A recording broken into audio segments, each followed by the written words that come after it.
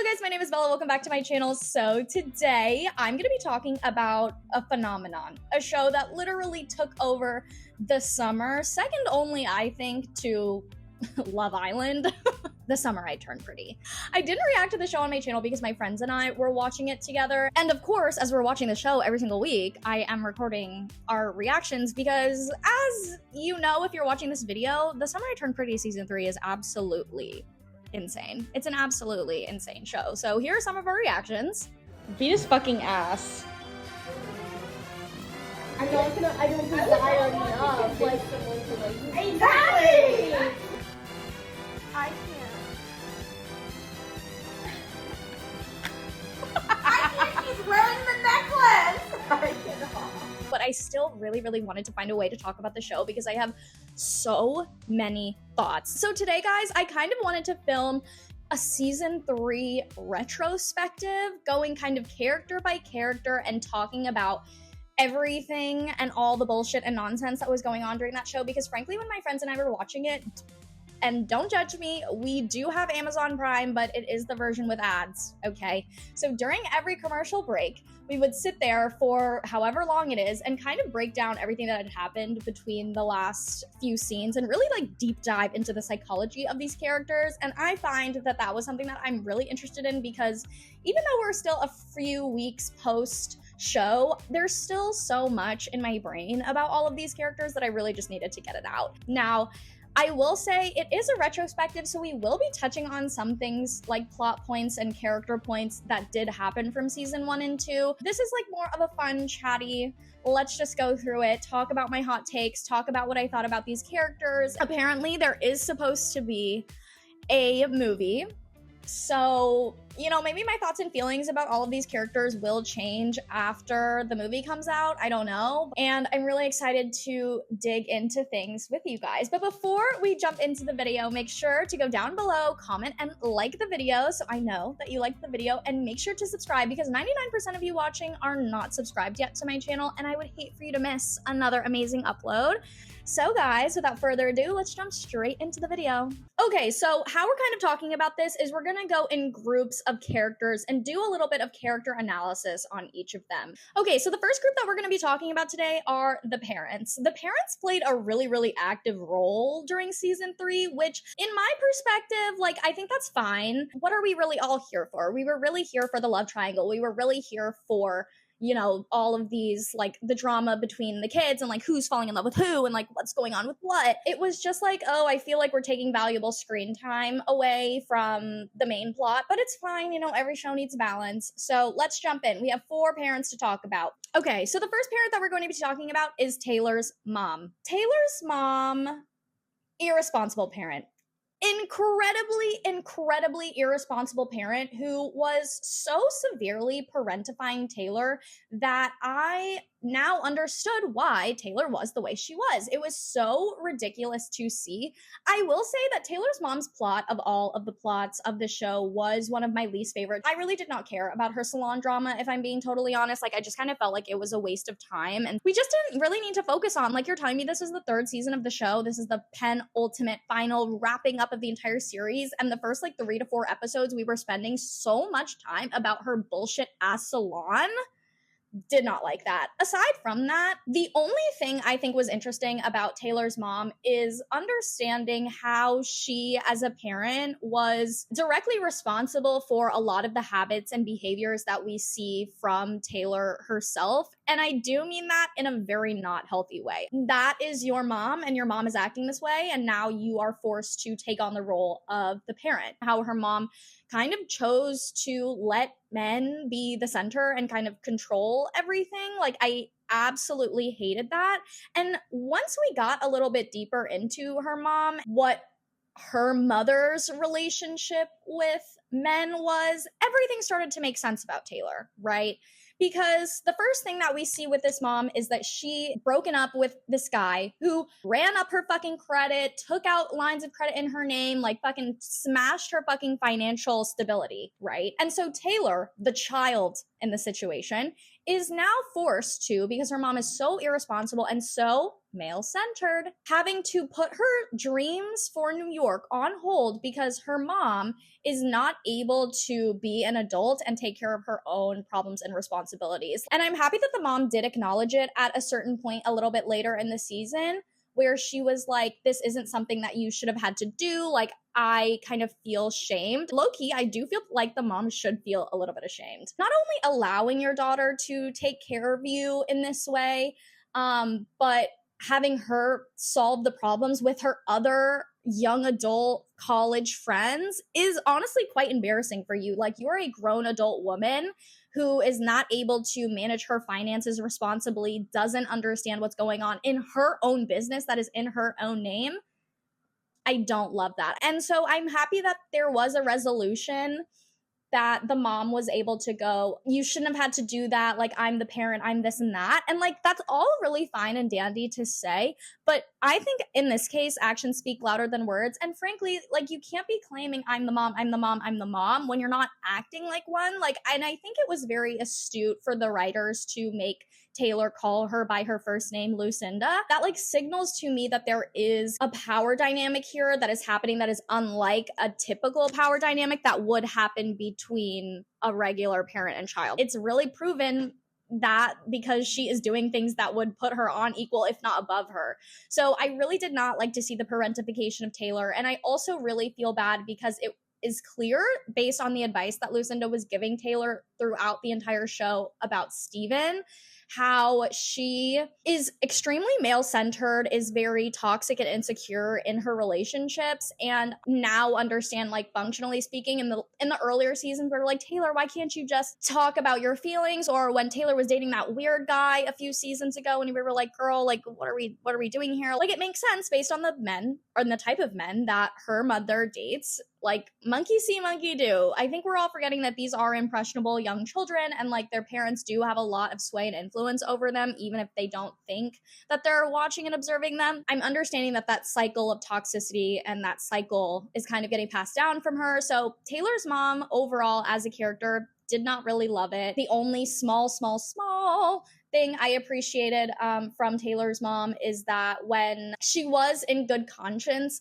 trying to help Taylor get with Steven, but even in the ways that she was doing that, it was very manipulative and not just being like open and honest and upfront about it. And frankly, like, I don't think you need to involve yourself as the parent in your child's love life, which again signals to this like flattening of hierarchy that needs in this case to exist because Lucinda's the mom and Taylor is the child. So inserting herself as if she's like her child's best friend, I don't really love that.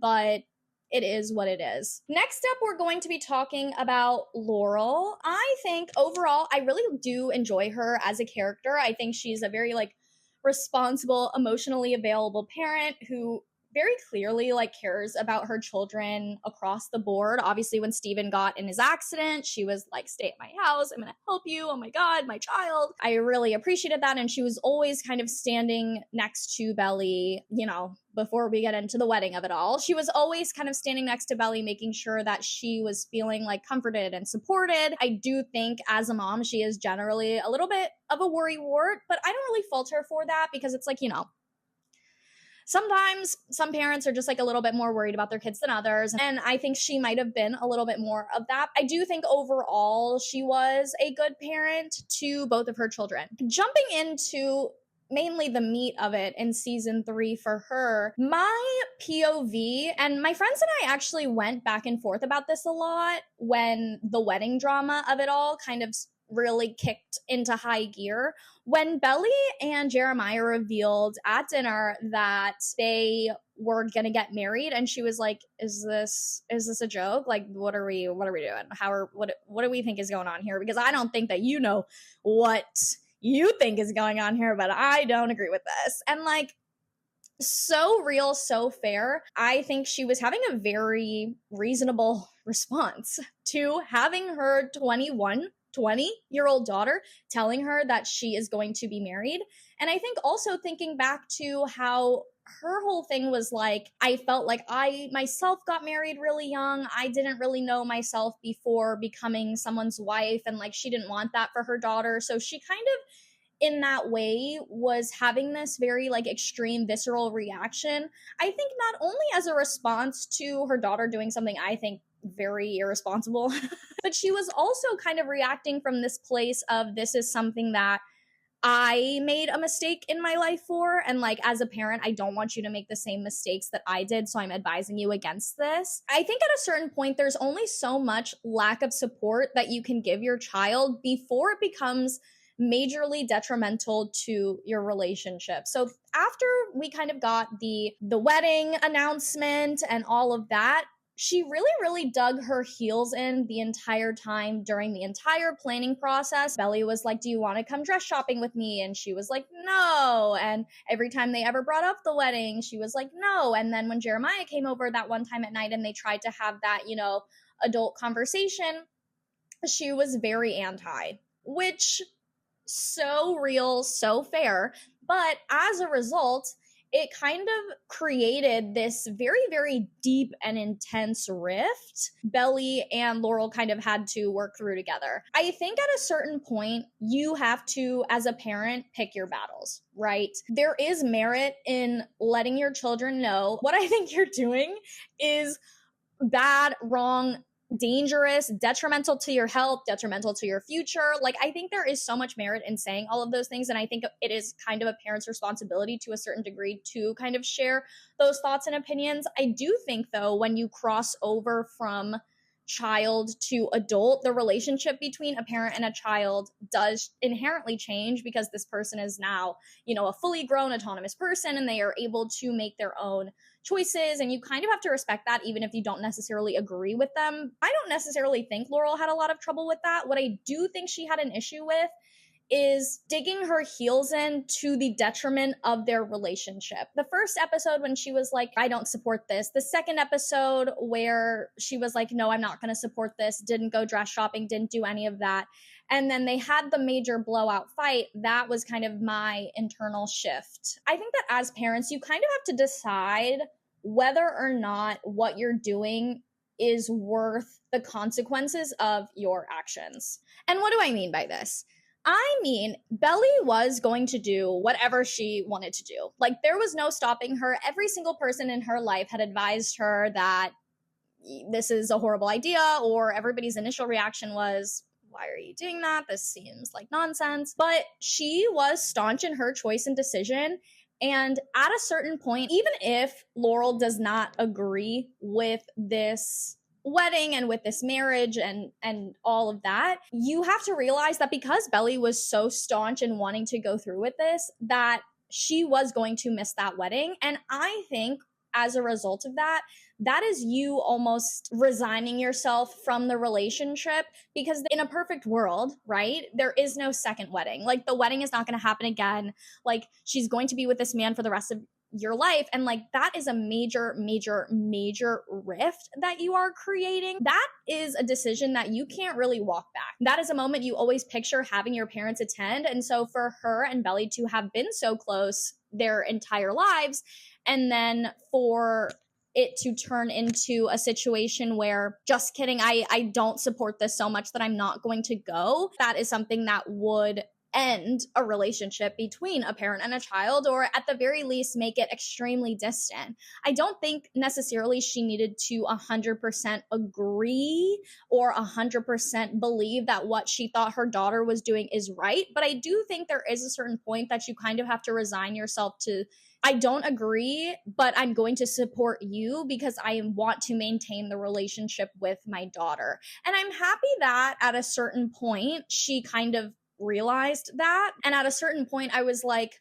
Laurel, I get that you're mad because, and I'm mad too, frankly. I'm like, I think what old girl's doing is insane. I think it's insane. I think it's irresponsible. But I think that there's no coming back from not attending your child's wedding. Interestingly, it was Conrad who had to kind of tell her that or convince her of that. There's a lot that can be said about why it was Conrad who was the one that like convinced her, you know what I mean? Like, it wasn't the conversation with her own daughter. It wasn't the conversation with her daughter's fiance. It wasn't, you know, anything else, any other person talking, or just like generally like even seeing the relationship with her daughter deteriorate right in front of her eyes was not enough. It was Conrad T, and there's a lot about that, like, you know, firstborn child of the family, and he's the man, and maybe that is her favorite, and she thought she was going to be with Conrad, etc., etc. Regardless, I'm happy that she figured out that, you know, this relationship is worth more than me not agreeing to go to her wedding. Okay, next we're going to talk about Susannah. Her section is going to be pretty short because, I mean, she is dead. We only got a few scenes with her this season, and I'm not going to say too much on a lady who has cancer. All I'm really going to say is that I do think that a lot of the things that she did was kind of toxic and influencing Belly and her own children in a way that definitely was not the healthiest. Clearly having a favorite in your firstborn son and like clearly wanting that relationship between Conrad and Belly, I think is a very interesting choice to like make so plainly clear. And I think that we can see how there are certain insecurities that got passed down from their kids from how she was kind of acting and behaving. I'm not even just talking about Jeremiah in the sense that like maybe he just didn't feel like as loved or cared for by his mother, whatever, etc., etc. But in the sense that like if your son is like, oh my gosh, like I'm my mom's favorite, I'm doing all of this, and now he's feeling like the weight of the world on his shoulders because he's the eldest son and he's always been put in the position of the eldest son instead of being put in the position of just like a son and a child. But again, not too much on a dead woman. I honestly don't really have much to say about her as a character. She just like wasn't my favorite. I feel like even from the grave, she was being messy. Like, I don't know. But the one thing I will say, Laurel and Susannah definitely should have been lesbian lovers, and no one can convince me otherwise. I don't know why Jenny Han decided to not, or maybe those two actresses when they were cast just had like this undeniable, unmistakable amount of chemistry. I don't know what it was, but they definitely should have been together. I think the only reason, functionally speaking, that they were not actually like lesbian lovers together is because Belly needed to date these two brothers, because then they would be siblings and then like their step siblings, and like that's a whole other wrench that a lot of people don't really love. So I understand why that couldn't happen from a practical perspective, but I don't know. Those two actresses were in love with each other, and you literally cannot convince me otherwise. But anyway, next and final parent that we're going to be talking about is Adam, okay? Fuck that man. I don't think I can be any more clear. I actually hate him so bad. I think he is probably even more so than Taylor's mom. He is my least favorite character of the entire series. I hate him, and I like don't feel bad for saying this out loud because like these people are not real, right? I do genuinely think he is a bad person, and I think he's a bad father. I think he has no tact. I think he is generally disrespectful. I think he's rude. I think he's mean. Any negative word you can think of, I probably will attribute to that man. But let's start at the top. Firstly, just like from a personality perspective, when they were at that dinner after the memorial, and Laurel, person who is not really like the richest and kind of was struggling with money, she's a single mother for all intents and purposes, like, and being like, let's order the most expensive thing on the menu. No tact, no grace. That's honestly really rude. Why would you do that? That was your wife's memorial, and you're gonna act like that? You couldn't fight that lady for the bill. That was her best friend. That was your wife.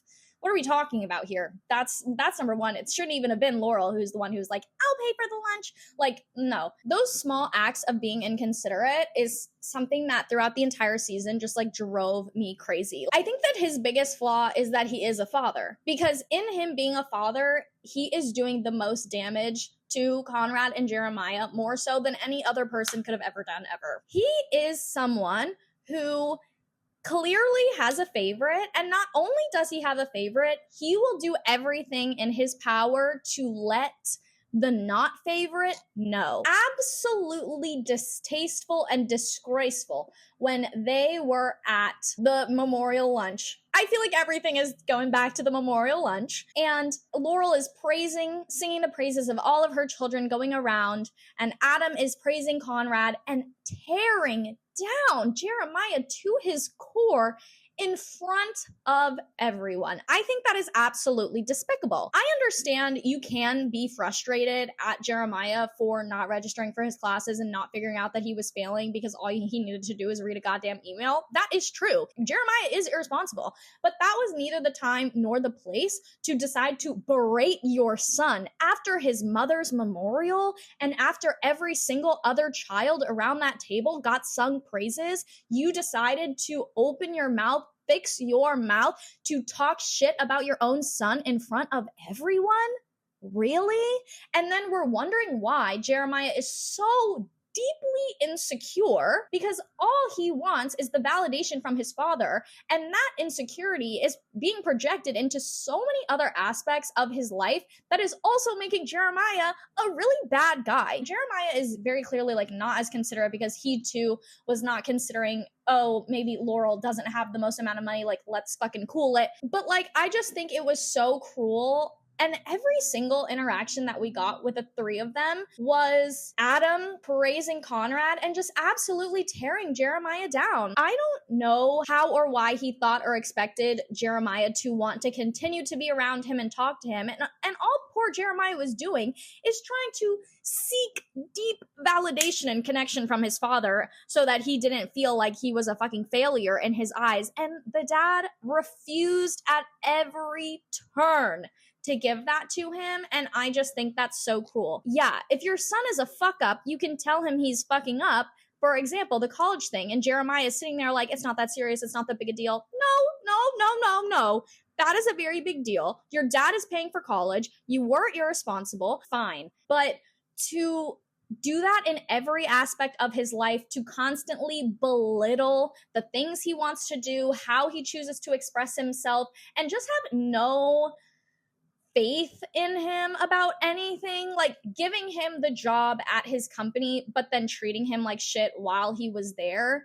Not exactly helpful, homie. And speaking to the very last scene and the last interaction that Adam had with Jeremiah, I do think in terms of writing, I really like that scene because it was resolved in the sense that it wasn't a Disney Channel ending where everybody is 100% happy and everybody has changed for the better. To me, it felt very realistic. Adam is not going to 180 overnight magically be someone who is a great, amazing father and who is emotionally intelligent and can hold space, everything for his son. But he did acknowledge, yes, I am actually proud of you and I'm sorry that I didn't make you feel that way, even though he showed up earlier with a case of champagne from his wedding, which just feels like another slap to the face again with that like inconsiderateness. But, you know, I think it was good writing in the sense that I felt like that conversation was real because Adam still kind of didn't give a full acknowledgement of him being a toxic parent and him like agreeing to change in every aspect, but he did give a slight acknowledgement in the sense that like he is kind of proud of his son and I'm so sorry for making you feel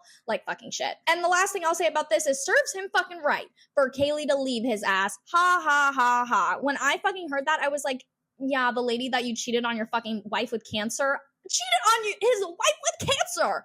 Are you kidding? Are you kidding? Are you kidding? And like, girl, get the fuck away from that man. That's it for the parents. Moving on to what I have coined as the secondary characters. Okay, first secondary character we're talking about, Taylor. I don't know this actress's name, but I know she didn't win the Emmy. I think she deserves an Emmy for this role, okay? And people would be like, what? Her performance? She was just a normal person. Exactly. I have never seen in my life someone act so fucking real. The mannerisms, the tone of voice, the pacing, the literal dialogue words that are coming out of her mouth was so real and like such a genuine reaction that someone like that or just someone in general would have. Not even to mention the facial expressions and everything like that. Like when Belly told her I'm getting engaged, she was like, her delivery was impeccable. And so I have to give this actress her flowers because I was enthralled. Now, getting into like her actual character and like things in the plot.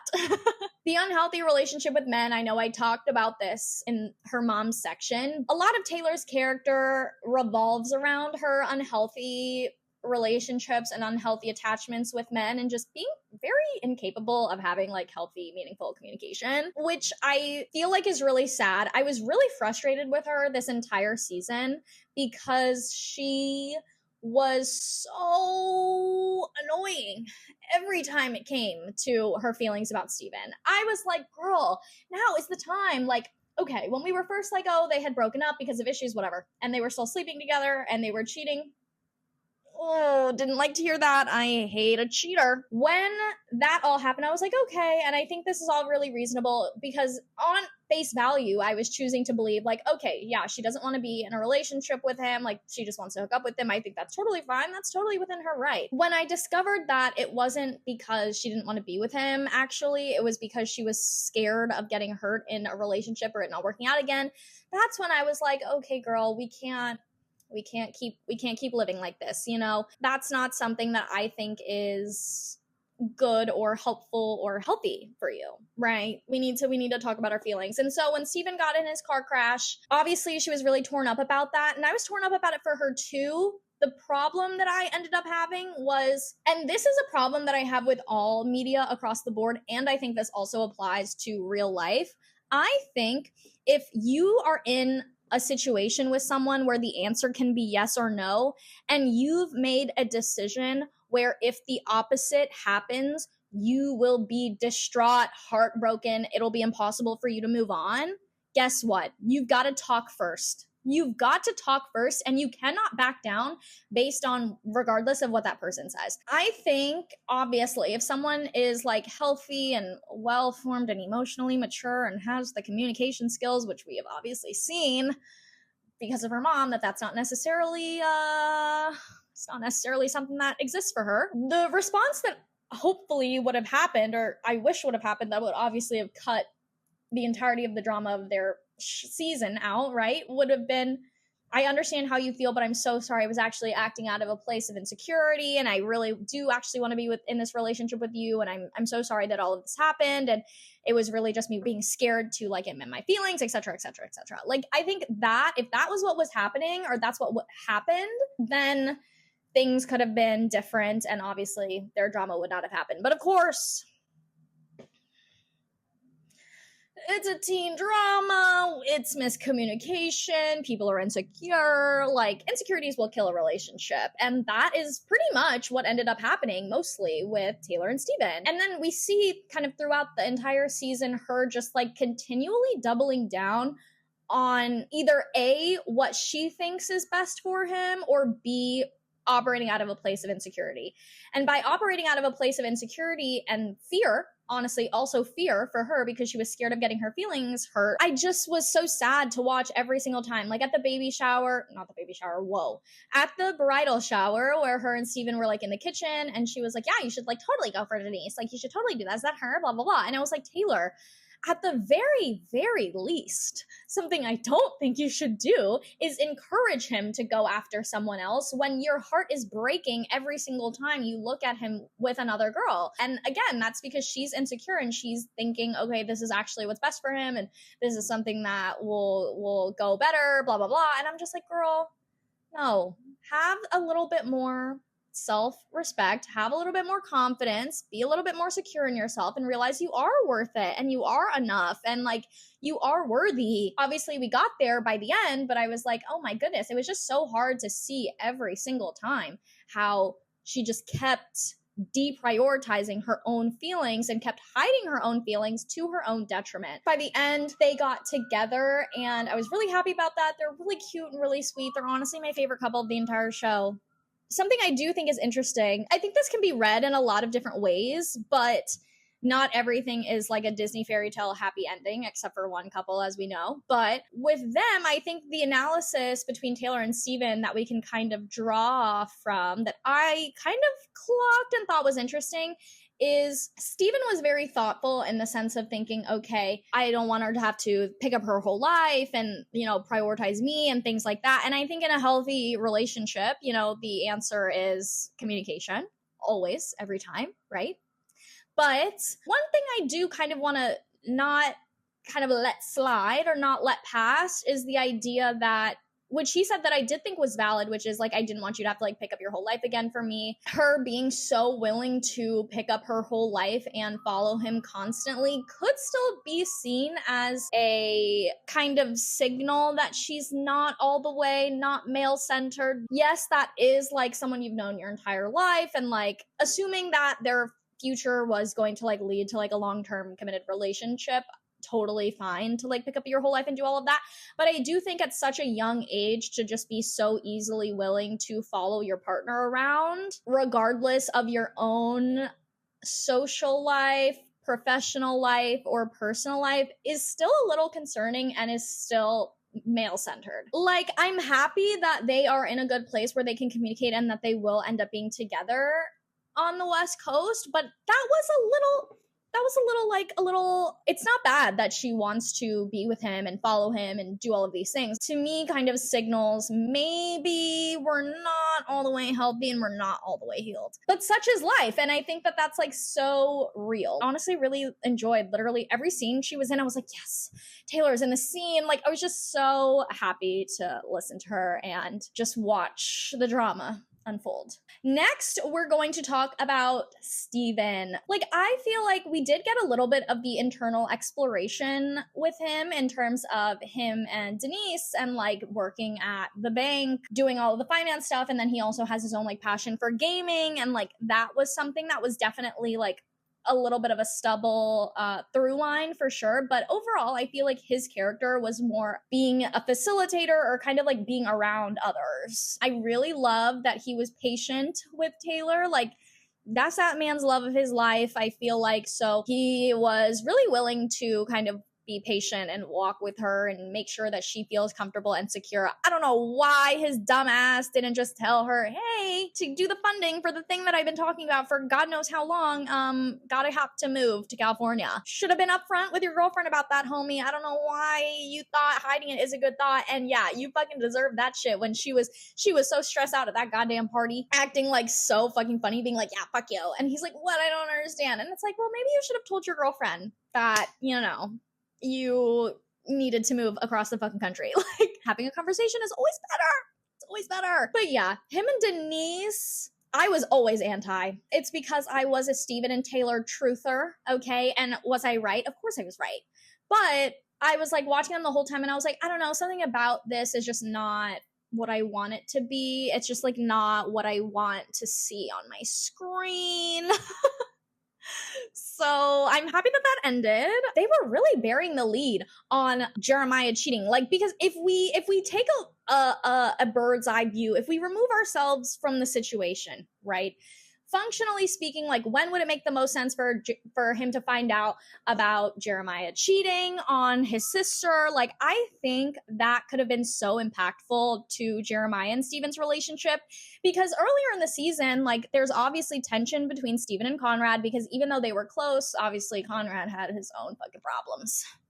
And so he moved and kind of like grew very distant from everybody in the family, of course, including Steven. And, you know, that's really hard and hurtful for him. And then the day before the wedding, and then the day of the wedding, when Steven finds out, oh, like, how could you do this? Like, why would you like ruin all of these things? Blah, blah, blah, blah. If I was Conrad in that situation and in that moment right there, that would have been the moment that I would have said, I didn't do it because of my own selfishness. And like, I guess that's like more of me like trying to save face with Steven. I don't know. I just felt like, to me, that would have been the moment to tell Steven, because it would have reinvigorated potentially Conrad and Steven's relationship, in that Steven would not necessarily be villainizing Conrad as much as he was, because at the end of the day, he still would have been looking out for his sister.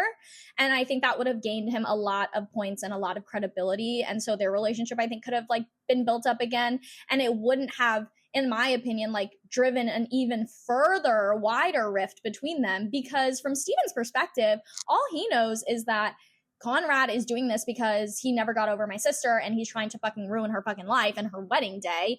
And like, that's really cruel. And I do think that is really cruel. Like, if I was Steven and I found that shit out, I'd be like, and what the fuck is wrong with you? And you're doing all this shit and you just fucking show up here and blah, blah, blah, blah, blah. But then if that person told me in that moment, I didn't do it just because I wanted to do it. And I know it kind of sounds like an excuse, but given the greater context of like Conrad and Belly's conversation about it, I would have been like, I found out he cheated on her, and I just felt like I couldn't let that go. And then the conversation everything just started pouring out. But I do think if it happened in that moment, it would have destroyed Steven and Jeremiah's relationship, which I don't know if I necessarily like care, because I do think like Jeremiah did wrong. Like, he did her so fucking dirty. Every single time there was a moment for Steven to find out and he didn't find out, I was screaming at the goddamn TV. I was so frustrated because I was like, is now not the time? When is he gonna find out? We're running out of time. Like, I was like, we're like getting closer to the end of the show. It's like, we're literally running out of physical minutes for this man. Like, next we have Denise, new character for season 3, same kind of vibes in terms of like just adding to the plot of others. It's giving very Skylar, it's giving very Cam. You know, Denise is cool. Denise is chill. Like, I liked the girl boss vibe. She is very like a girl who works in finance. Like, the vibes, it's really giving that. So I think that was funny. I really, really do not like that she ended up with Jeremiah. Or like that was like left open, whatever. I don't like it. I feel like she deserved better, and I get it. Like, oh, they had bonded over these so many months, and I think they were a very like odd couple feeling, because the entire show they had set it up that like she was very like anti, you know, they're at odds, blah, blah, blah. But I don't know. I just really wasn't here for it. I felt like not everybody in the show needs to be with someone at the end. Like, I don't think she needed to be with Jeremiah for the sake of like putting them together. Like, I don't know what the purpose behind that was. And like, she's going to California. Like, I don't know. I just think there was also a lot of things that we obviously didn't see about their relationship, because there were so many goddamn time jumps in like the last 2 episodes. So didn't love that for her. And I think she can do better, because I also think even with all the time jumps, like, we also didn't get to see Jeremiah like really grow and develop. I know they had been living together for a while, and so he was like, yeah, and I'm buying us a new couch. I'm like, whoa, still isn't your house. Or like, I don't know what agreements like they had put together in that sense. I don't know. I just felt like I just didn't like it. I just don't feel like they go, frankly. I think she can do way better. And I think that when she gets to California, like, she's gonna find a man who's like on her level, doing the things that make sense and like work for her. And then one funny thing about Denise, one thing I will say with the whole Steven of it all, I love in my heart of hearts, okay, that when they kissed, nothing, not a thing. When they kissed, it was literally just crickets. And I sensed it. When they moved into kiss, I was like, something's not quite right. And then when they pulled apart, I was like, oh yeah, something's definitely not right. So I love that they didn't end up pairing them together, because again, Steven and Taylor Truther, the way that it happened, I do think was funny, because it was like, I think if they didn't kiss in the show, it would have just been like, okay, well, why wouldn't they kiss at least once? But I'm happy that for them it ended the way that it did, and yeah. Okay, next we have the triangle. We're finally here. The 3 messiest bitches on the planet. The 3 people who need, honestly, the most amount of therapy out of everybody in this cast. And I think everybody needs therapy, so that's saying something. First up, Jeremiah. I'm just gonna say it right off the bat, and maybe you could tell my tone throughout when I was talking about him adjacently to other people. I am a Jeremiah hater. Point blank, period. Regardless of your own internal insecurities and everything like that, like, I have empathy for you in the sense that I think you should get help, because like your family situation is fucking shit. But regardless of that, you are still a person who is treating a lot of people around him like shit, and I think you're also very irresponsible and highly inconsiderate. So let's jump into it. First things first. He is a fucking mess. I'm sorry. You are a grown adult. What do you mean? Oh, I'm a fucking idiot and I just couldn't figure out that I needed these classes, so I'm not graduating. What? When I was in college, they would make your schedules for you, and you were on a track the entirety of your college experience. There were very, very few chances where you even got options to pick anything. And even then, I was logged into my portal making sure those boxes were being checked off, progressing to graduation. So I just think that is like majorly irresponsible, and him pretending like it's not that serious, it's not that big a deal, or trying to like calm somebody down about it, like, no, fuck you. We're not doing that, actually. And I get the response of like wanting to make it not serious because you don't want to like take on a lot of blame, or you just want to not feel as ashamed about what you're doing as possible. But like, frankly, sorry, homie, not everything is going to be able to be like, it's not that big a deal, it's not that big a deal. Yeah, it really is. So I didn't like that he wasn't able to take responsibility for his actions. The cheating. Okay. My friends and I were having a lot of back and forth about this because we thought this was really interesting, the way that the show decided to set this up. I feel like the implication or the suggestion was like the Ross and Rachel, were they really on a break? Were they not? Blah, blah, blah. Here's the thing. I think that actually, functionally speaking, doesn't matter. I don't think that's the crux of the issue. Do I personally, me, Bella, do I think they were on a break? Yeah, sure. I do think they were on a break because, like, I don't know. I think that if you end the conversation being like, I just think that we should break up and we should rah, rah, rah, fine. I don't think it was wrong of him to sleep with Lacey. I don't. He thought they were on a break. Like, if you in good faith, in good conscience, truly think that, I don't inherently think there's anything actually wrong with being like, I like had sex with this other girl. Here's where the problem lies, okay? When they came back from break and they're having a conversation again, and she goes, oh, we were never really on a break, blah, blah, blah.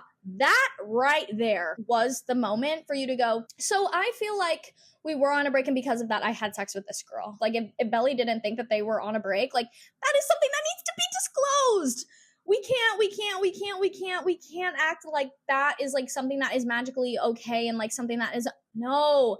He needed right then and there. Because you know what happens? What happens is exactly what happened at that goddamn party. Now Belly is hearing, oh yeah, I did actually sleep with him, blah, blah, blah, blah, blah.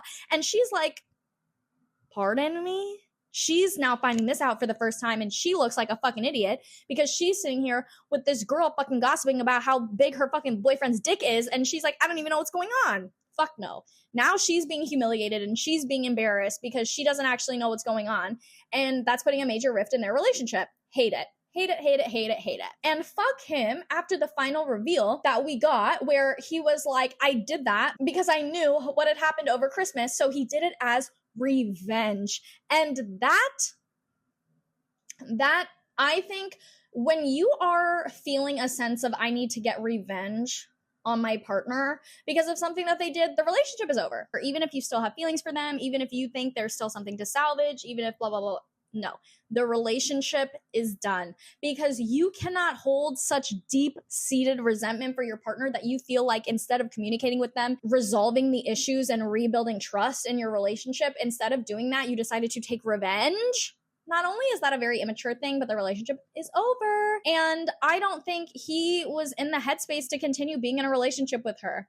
His insecurity relating to his brother was so deep that even though Belly and Conrad had been broken up for years at this point, he still allowed what could be considered a very innocent interaction between them, even though they were not 100% truthful, of course. Like, it's not great. She obviously, probably, I am assuming, didn't tell him because she knew her boyfriend was insecure. And she knew he wasn't going to take it well. And of course, she also knew in the back of her head, yeah, nothing happened, but I'm feeling blah, blah, blah, blah, blah, which is also bad, okay? Also not great. It doesn't matter that that's why she was doing it. You can only control what you do in a relationship. And so you have to be honest. You have to tell her, I am insecure about this. I actually do know about this. Why didn't you tell me? Like, confrontation doesn't always have to be bad and negative, you guys. It doesn't. And I think in that moment when he found that out, instead of, again, taking revenge on his partner, what he should have done is said, hey, I caught you in a lie, or hey, I know this isn't true. Why are you not telling me this? Is there some more information you need to share with me? And if that's the case, like, and then you can go from there and decide, okay, we're going to still be in this relationship or we're not going to be in this relationship. But what he did, not the way to go about it. The other thing about Jeremiah, he is very deeply insecure. And I think this is a function of his upbringing and both of his parents, as I mentioned, because it was very clear not only that Conrad was the favorite, but that because his dad was such a fucking asshole and was always looking down on him, fed deeply into that insecurity. So he always felt this strong desire for acceptance and belonging from his parents. And so because of that, the only way he could do that was to win and beat Conrad at something.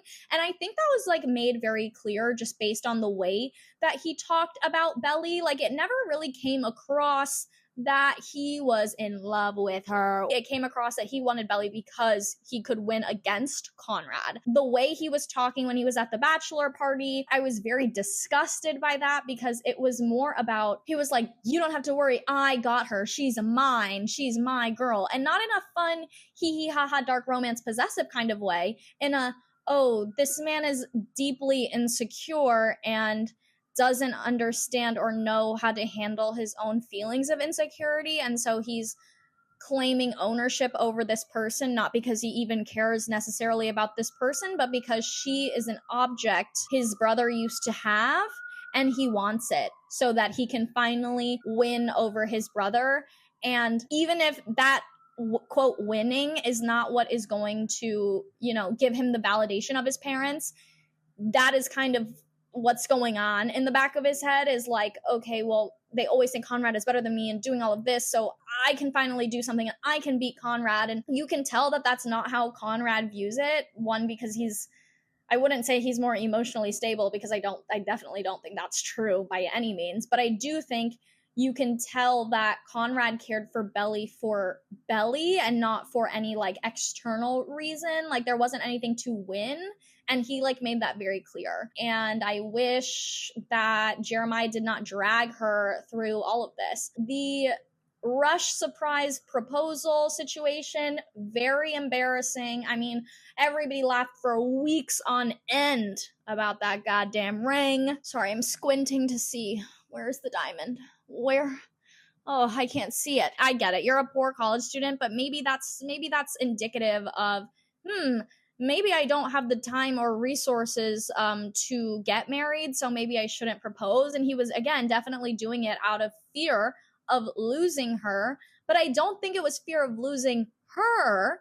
It was fear of losing. And the last thing I'll say about Jeremiah is that I did in fact fall for the TikTok propaganda. Like I do a lot, okay? I won't lie. I was a Jeremiah and Redbird truther. And the Redbird actor was not doing me any fucking favors on TikTok when he said that he was in the final episode. I'm all for smart writing, okay? And I think there were a lot more like subtle character moments between them that did actually signal that maybe they should be together.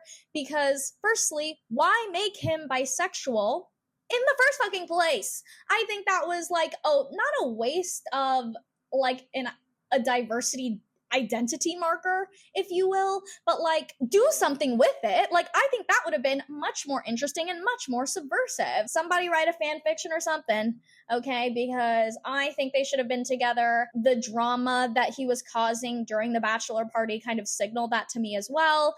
And I know it's just like he could also just be a messy frat guy, which is fine and is probably true too, but like, come on, we couldn't I just feel like they should have been together. If I had to think about who would actually like last like into their 40s, 50s, 60s kind of vibe,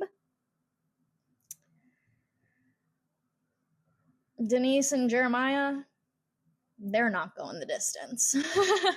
Next, we're talking about Conrad. Okay, I'm gonna say I fear a lot of controversial things about this man, so let's just buckle in. Conrad is actually a fucking mess. Conrad as a character and as an individual is a fucking mess. I was not enjoying really watching him most of the entirety of the season. I think he's actually a fucking loser. Okay, let's jump into that. First, he needs so much therapy, okay? And I know he's in therapy, but baby, lying to your therapist, that's not helpful for you. You are not getting the benefit of talking to this mental health professional if you are not honest with them. Like, what is the worst that could happen at the memorial thing? And he's just like not telling his therapist about who he's scared of seeing, blah, blah, blah. And then the worst possible thing, worse than he could even imagine, does actually happen to him. Like, we never got another conversation with a therapist ever again. And it's not that I needed to see Conrad in therapy every single episode. It's just that, like, he clearly was not working through his emotions in a healthy way that would make me want to root for him to be the love interest. He has so many problems and so many things that he needed to work on. He is the type of guy who is a fall on your sword kind of guy, even though a lot of these situations did not call for that. I will always give children a little bit of a pass in certain situations. He, with the mom of it all, like really took that on as a child and like took that on himself, and like he was really young and like he should not have had to do that. But that's like a character flaw in him as a person. He kept doing that, of like just holding his own feelings in and never talking about them and never expressing like his real thoughts and opinions, and like relying on other people for help and support. And like I ultimately think that that was his downfall. Like almost every single thing he did the entire show was extremely unhealthy. I mean, obviously, like through his just tortured looks the entire time, but also through just his actions, that he was living in his pain and it never really stopped for him. And like, to be clear, I don't 100% like him. I hate Jeremiah, but that doesn't mean I like Conrad. He was living this very tortured, woe is me kind of life when it didn't need to be that way.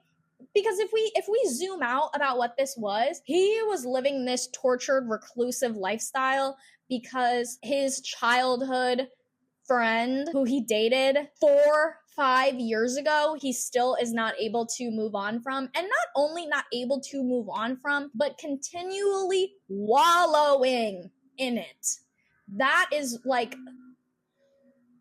oh my God, like we have to move on. Like she is a completely different person. Like this is crazy. You moved across the goddamn country and still you couldn't figure out a way to progress from this. And I think that if the audience is calling the main love interest a loser, that is not good. Now I'm speaking to Jenny Han and generally any author in general who gets their shit adapted. You have to understand that certain things come across differently depending on the type of media that it's in. That's why when we watch these mafia romances, these things where these men are extremely toxic, are saying crazy shit, are doing crazy things, but we're reading it on paper, feels a lot different than when you are seeing real life humans reenact that. Because the tortured, oh my God, I loved her and I'll never get over it and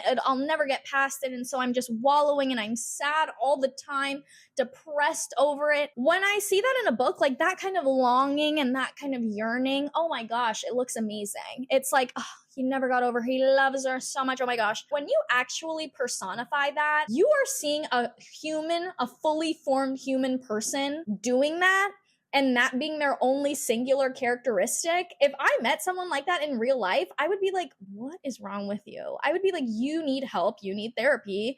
And then I'd find out he was in therapy and I'd go, oh, okay. Cool. We need to fix it, because it's just not something that really comes across well. When I see this personified, like it's embarrassing and it's loser behavior. Like, especially because of the ages of these characters makes it much worse. You're telling me that when you dated somebody when you were 17, 18, and now you are 23, 24, 25, you can't get over them still? Because when you're a person, you have other things going on in your life. You have a job, you have friends, you have family, you have maybe the romantic partner, you have hobbies, you have interests, and you are wallowing depressed over that. I get it. You've known her your entire life, okay? But that's a relationship you thought would happen when you were a kid. I would even understand it if it was a relationship that happened from childhood all the way until like his mid-20s, and then they started dating when he was like 23, 24 for like a year or two, and then they broke up, and then 3 years later, like being like, that to me feels like it makes even a little bit more sense, but because of their ages, it feels even more ridiculous. And because of that huge time gap, it makes this whole situation even worse, because I didn't read the books. I heard that in the books, all of this like wedding drama situation and stuff happened when they were like freshmen or sophomores. So the time between Conrad being with Belly and Jeremiah being with Belly is really short when all of this shit goes down. So that even makes more sense to me, because it's like, okay, like I just broke up with her last year and now she's dating my brother and they're gonna get married. Like, what a fucking nightmare. And I'm young and that just happened. But this, guys, we have to be serious. And then he goes to Paris. I think he has a really bad habit of being okay with destroying his own life because of her.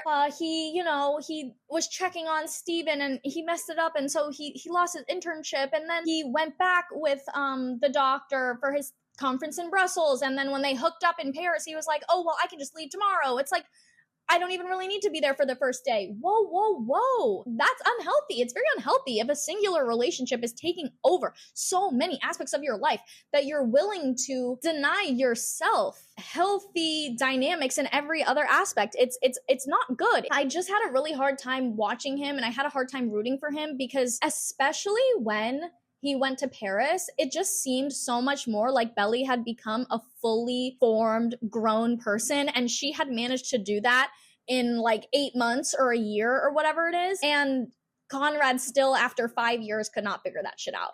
And that, to me, made it even more so like, oh my God, girl, don't get with this man, because he's obviously not as emotionally formed as you, that he can't even like move on or grow and learn and change for himself. And it's not to say that the entire time that I was watching, I was not like, yay, Conrad, woo! Because like, at the end of the day, I hate Jeremiah more than I hate Conrad, to be clear. And I don't necessarily hate Conrad. I just, like I said, I do think he's a little bit of a loser. But because they're like foundationally, like the writing and everything made it so that I was inherently like rooting for Conrad. Like, of course I was rooting for him. And so I'm happy that they got together in the end, and I'm happy that everything resolved. I just think like watching him be so like, the entire season was honestly really painful to watch. All right, guys, the moment has come. The penultimate character. Let's talk about Belly, or as her Parisian friends call her, Isabelle. Belly was the drama. And I mean, of course she was the drama. She's literally the main character, so I'm not faulting her necessarily on being the center of it all. But there was a lot of things about her that I just wanted to rip my fucking hair out about. Okay, first, she needed to leave that goddamn family alone. It was just so much. Like, I get it. They live in a beautiful house, and they're rich, and you wanted that house, and you felt like you were part of that family. But girl, at a certain point, it was too much. Hopping from one brother to the next? Despicable. And yes, is it the brother's real responsibility to, like, you know, maybe Jeremiah should have been like, you know, out of respect for my brother, no, you're fucking weird, I'm not gonna get with you, that's fucking weird. But again, because Jeremiah is insecure, he was down for that, regardless of how toxic the situation was. But like, she should have had the wherewithal to go, okay, I dated Conrad, I chose him, like, let me not cause more tension in this fucking family. Like, it's just very unnecessary. Belly girl, get the fuck. Ugh. With the wedding of it all, I also very annoyed with her, because the decision she was making, very irrational, just like very annoying. The entire time I was watching her, every time she was on my screen, I was just like, oh my God, like the wedding of it all, the proposal of it all. She did not need to say yes to that. I think in this case was really taken advantage of, because it was an extremely emotional time for her, and fuck Jeremiah for putting her in that position. But that was just something that I feel like when you think about it a little bit harder, you go, oh, let's hold on this. I also think that like the rushing of it all, why were we in such a rush? That was also something I literally could not for the life of me figure out. Every single person in her life was telling her over and over and over and over again, hey, why are we doing this now? Why does this have to happen right now? What is the rush? Normal, grown adult people with a shit ton of money don't even plan weddings that fucking fast. What are you talking about? You got married and now in 8 weeks we're gonna have the wedding. What? Why?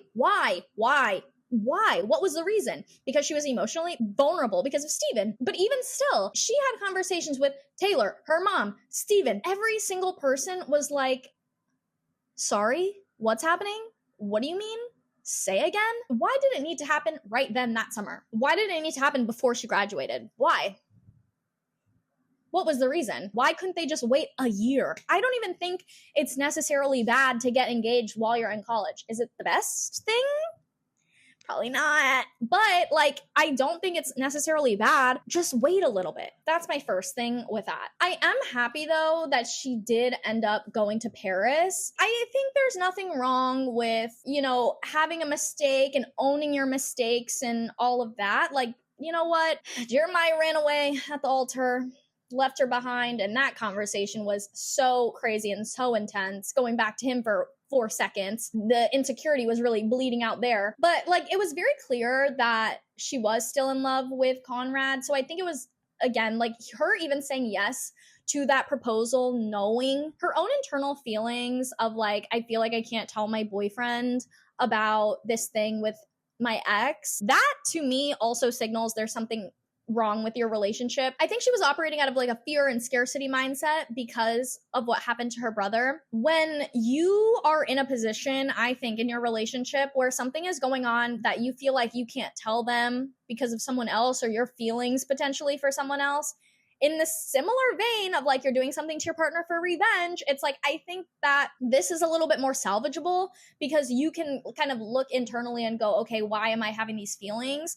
What is going on? Is there a deeper reason? Is this just like my fear of commitment? Or is this like something deeper about this specific other person that I'm actually like wanting to be with them? I feel like if you figure out it's option 2, you have got to be honest with yourself. And then you have to be honest with your partner and say, you know, I just don't think this relationship is going in the right direction or a direction that I'm really comfortable with. Because now you have Jeremiah as a result of you not sharing with him your thoughts and feelings. You have him retaliating because he sees that you're doing something that is not truthful and is making him feel even more secure than he already was by himself internally. When they had that big blow up at the wedding and they talked about how Jeremiah was really asking like, oh, like, tell me you don't love him, and she really couldn't do that, that's how you know you shouldn't be getting married. Like, I don't know. I mean, these people obviously were just like not in the position to be married. And like, I just think it was bad overall, right? They just, yeah, they were not in the position to be married. And I don't think it was good or going to be good or going to work out for them. So it is what it is on that. I'm really happy that she went to Paris because I also think, like her mom said, she's really in this like bubble, like, and she needed to branch out. Like, god damn, she needed to branch out. You live your entire childhood, right, with these people, not only during the school year but during like the summer. You guys are close family friends, you go to the same college, you're around these people constantly over and over and over again, and you just never branch out. Like, yeah, she made 1 or 2 friends in college, but like, that's not it's giving unhealthy small town. It's giving, I don't know what else or what other options I have. Like, and I'm happy she went to go see the other world and go, okay, oh, there's more to life. There's more things going on. I think her character overall was just a lot to watch, and she annoyed me 90% of the time because the decision she was making didn't make sense. She was digging her heels in when she didn't need to. She was operating out of scarcity and fear. She was operating from a sense of lack instead of a place of abundance. And it was just so obvious to watch this.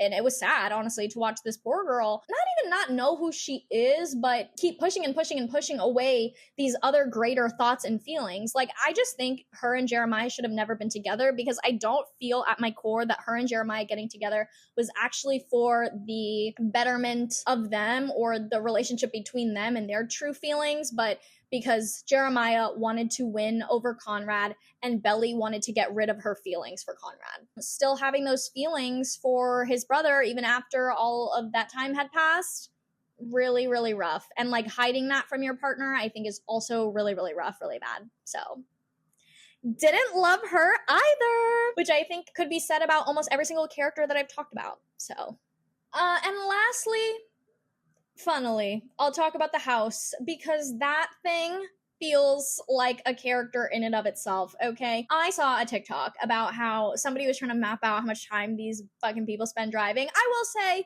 and this season, they did talk about Amtrak a little bit more, like, thank you, public transportation, you know, that's a little quicker, a little zippier. And frankly, Belly just wanted that house.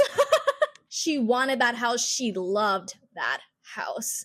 And she got it at the end. We see the very last scene as her going back to Cousins and going back to that house with Conrad, all smiling ear to ear. Game recognizes game, I suppose. You know, if that's what the tea is, that's what the tea is. But anyway, guys, those were my thoughts about The Summer I Turned Pretty. But I hope you guys liked it. I am very excited for the movie to come out. I will be going to see it because, you know, I've got to round this all out.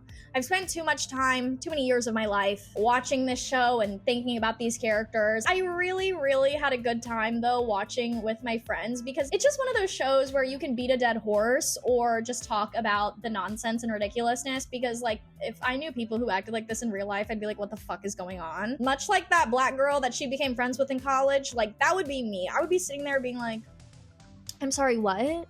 I'm sorry, who? I'm sorry, what? What are you talking about? This is very odd, very strange. Like, why are you doing all of that? But yeah, guys, thank you so much for joining me today and listening to my pretty deep-seated hatred for almost every single one of these characters. I really appreciate you. Before I go, make sure to like and subscribe so you get notified every time I make a new video. And until next time, bye.